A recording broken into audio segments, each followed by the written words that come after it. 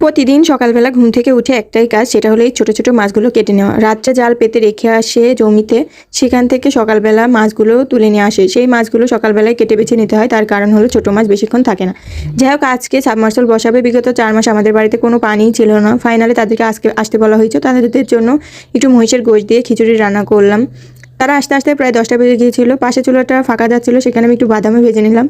দেন তাদেরকে খেতে দিয়ে দিলাম। তারা খাওয়া দাওয়া কমপ্লিট করে যেই জায়গাতে মোটর বসানোর কথা ছিল সেই জায়গাতে হলো না, উঠানটাতেই সেই জায়গাটা করে নিল। এদিকে নলি রেখে দিয়েছিল আমার শাশুড়ি মা, কারণ আমি বাবার বাড়িতে ছিলাম। তো সেটা আমি খেয়ে নিয়ে বাইরে এসে দেখি তারা অনেকটাই কাজ এগিয়ে ফেলেছে।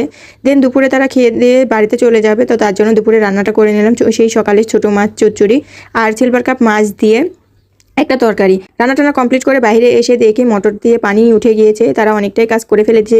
সেই পানিটা এখন খেতে পারবো না, কারণ 2 ঘন্টা পরে সেটা খেতে পারবো। অনেকটা নোংরা উঠছিল। দেন তারা খাওয়া দাওয়া কমপ্লিট করে বাড়িতে চলে গেল। ভিডিওটা ভালো লাগলে